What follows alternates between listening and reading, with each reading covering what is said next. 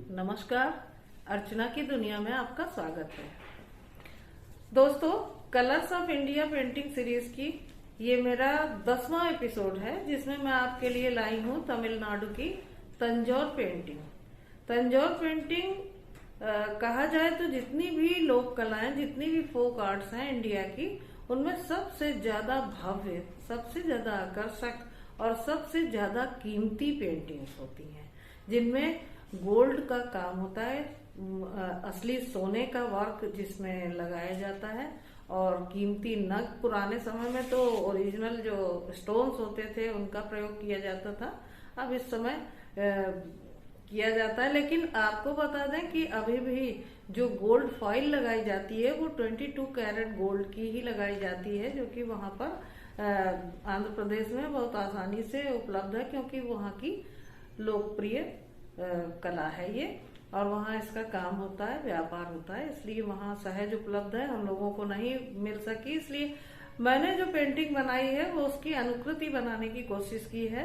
और क्योंकि भारत की जो सर्वश्रेष्ठ लोक कला कही जा सकती है, जो 7वीं शताब्दी से अभी तक उसी तरीके से हमारे कलाकारों ने अपनी निष्ठा और लगन से, अपनी कुशलता से उसको बनाए रखा है, ये एक बहुत बड़ी बात है। और बहुत बड़ा व्यापार भी इसका हो रहा है वर्तमान समय में। तो कहा जा सकता है कि भारत के प्राचीन वैभव और भव्य सांस्कृतिक विरासत की धरोहर हैं ये पेंटिंग्स। तो चलिए देखते हैं कि हमारी ये तंजौर पेंटिंग किस तरीके से बनती है और क्या क्या इसकी प्रमुख विशेषताएं हैं। और जिसने मेरे चैनल को सब्सक्राइब ना किया हो तो प्लीज सब्सक्राइब कीजिए, और कमेंट करके ये जरूर बताइएगा कि आपको कैसा लगा। और मेरी पेंटिंग सीरीज में अगर आप कुछ और भी पेंटिंग्स देखना चाहते हैं, कोई कला छूट गई हो जो लोकप्रिय है भारत में, तो आप जरूर बताएंगे और मैं उनका एक वीडियो आपको जरूर बना के दिखाऊंगी। नमस्कार। चेन्नई से 300 किलोमीटर दूर तंजावुर जिले में शुरू हुई यह कला चोल साम्राज्य के समय अपनी ऊंचाई पर पहुंची। समय था 11वीं शताब्दी, यानी लगभग 7वीं शताब्दी में आरंभ होने वाली यह कला 11वीं शताब्दी में अपने पूर्ण विकसित रूप में मंदिरों से निकलकर राजवंशों तक पहुंच चुकी थी। फिर तो समय के साथ साथ राजभवनों की शोभा बढ़ाने वाली ये कला घर घर में सजने लगी। हमारे प्राचीन वैभव और भव्य सांस्कृतिक विरासत का चित्रण करने वाले ये चित्र अपने आप में एक पूर्ण वृत्तांत हैं, जिनमें कला और शिल्प दोनों का उत्कृष्ट रूप देखने को मिलता है। इन पेंटिंग्स में मुख्य रूप से हिंदू देवी देवताओं का चित्रण मिलता है।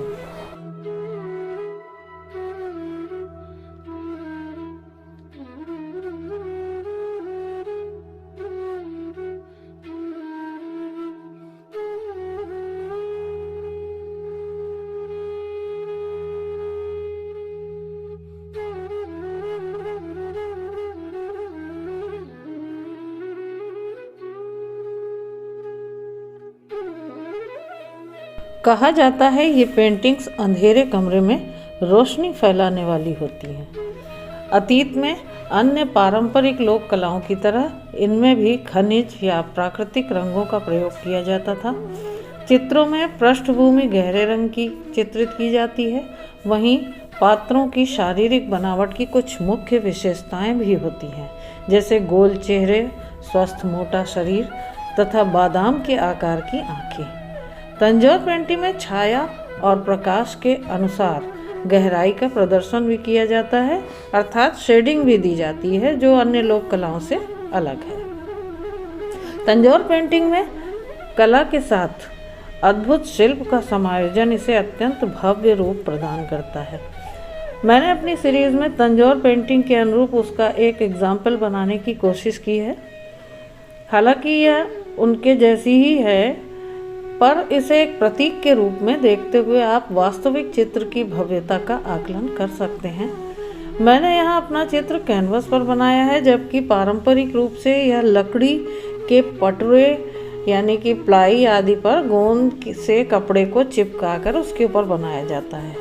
शेष जितने उभरे हुए पार्ट्स हैं, जैसे मैं इससे कर रही हूँ, मैंने अभी कोन से किया है, उसी तरीके से प्राचीन समय से अब तक पत्थर के चूरे से या फिर मार्बल डस्ट और या चाक पाउडर, अब तो चाक पाउडर का चलन ही होता है इसमें। प्राचीन समय से अभी तक मतलब काफ़ी लंबे समय से चाक पाउडर में बबूल की गोंद को घोल के उसका घोल तैयार करके मिला के उसके बाद उस मिश्रण को कोन में भर के और इस तरीके से डिज़ाइनिंग की जाती है।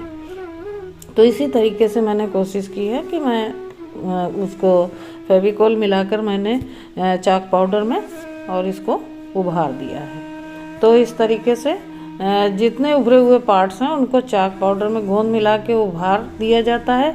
अब सारे गहने और उभार वाली आकृतियों को स्टोन्स यानी नगों से सजाया जाता है। तो उस समय क्या होता था, प्राचीन समय में तो हमारा देश सोने की चिड़िया था। बहुत सारे मतलब जो बेशकीमती पत्थरों से इन पेंटिंग्स को सजाया जाता था। हीरा, मोती, पन्ना, इस तरीके के नीलम, माणिक, ये सब उपलब्ध थे आसानी से और उनसे इन पेंटिंग्स को सजाया जाता था, जो कि अब काम स्टोन्स से होता है। और जो ये मैं गोल्ड कलर से इसको रंग रही हूँ, इस हिस्से को उभार देने के बाद इस हिस्से में गोल्ड फाइल यानी कि जो 22 कैरेट गोल्ड से बनी होती है, जैसे चांदी का वर्क आता है उसी तरीके से गोल्ड फाइल आती है, उसको चिपकाया जाता है। उस महीन फाइल को पर्त के रूप में पूरी डिजाइन को स्वर्णिम रूप दिया जाता है। मैंने अपनी पेंटिंग के इन हिस्सों को गोल्डन एक्रिलिक कलर से पेंट कर दिया है। अब आप इमेजिन कर सकते हैं कि पारंपरिक रूप से बनने वाली ये पेंटिंग जो तंजौर में आज भी बन रही है, उसकी भव्यता और कीमत क्या हो सकती है। अब चेहरे की जो विशेषताएं हैं उनको भी मैंने लाने की कोशिश की है। और आप यहाँ देख सकते हैं कि अब मेरा चित्र, ये सारी जो है पेंटिंग कंप्लीट करने के बाद पूरा शिल्प का कार्य, मतलब जो कि ये कोन से और गोल्ड फाइल से, नगों से, ये सब शिल्प का कार्य होगा। और ये शिल्प करने के बाद तब पेंटिंग का नंबर आता है, जो कि जल रंगों से यानी कि वाटर कलर से या आजकल पोस्टर कलर से इसको रंगा जाता है। और इसमें चेहरे में उभार और इन सब की शेडिंग देके छाया और प्रकाश का संयोजन किया जाता है। इस तरीके से शरीर और वस्त्रों पर आवश्यकता होने पर ये सोने के फाइल के ऊपर भी पेंट करके चित्र को अपने हिसाब से उसको सेट किया जाता है।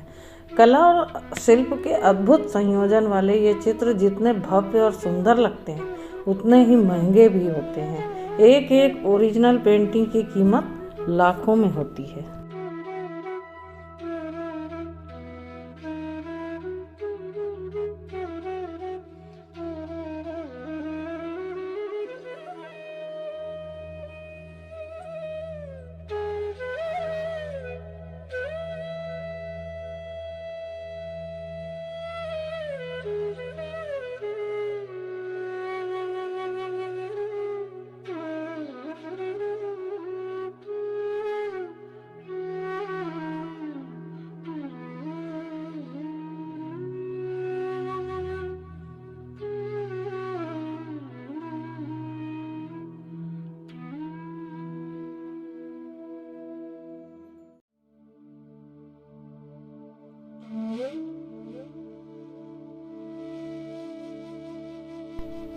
मैं अपने चित्र को बना रही हूँ, लगभग बन चुका है, लेकिन अभी भी इसमें काफ़ी काम बाकी है। तो थोड़ा ये सबसे ज़्यादा टाइम टेकिंग पेंटिंग होती है। बहुत ही लगन, मेहनत और बहुत समय की आवश्यकता होती है इसको पूर्ण करने में। आप देखिए कितनी मेहनत से ये बनाई जाती है।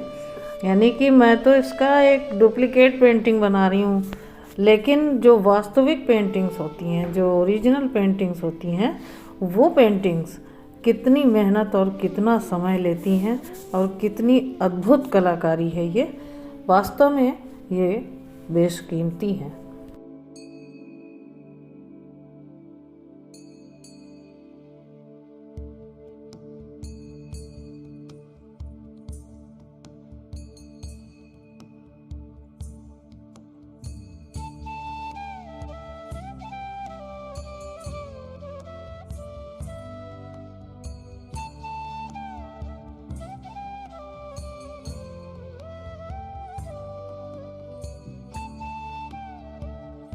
तंजौर पेंटिंग्स में बैकग्राउंड हमेशा गहरे रंग का होता है। यहाँ मैंने काले रंग का इस्तेमाल किया है और इनका जो फर्श होगा उसको मैं लाल रंग से रंगूंगी। आप देख सकते हैं कितनी तेज़ी से ये पूरी पेंटिंग बैकग्राउंड रंगने के बाद इसमें और ज़्यादा उभार आया है।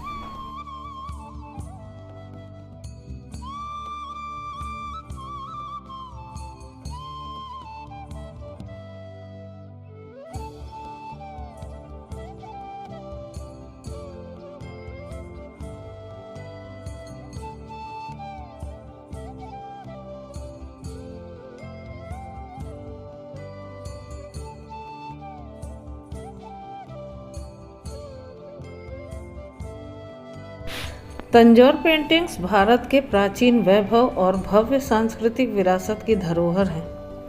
आज विश्व बाजार में इनकी डिमांड है। बड़े बड़े घरानों में आज भी उतनी ही प्रमुखता से सजाई जाती हैं जैसे प्राचीन समय में। प्राचीन समय में राज दरबारों में, राजा के महल में और बड़े बड़े जो प्रतिष्ठित और बहुत ही धनी वर्ग था उसमें ये प्रचलित थी।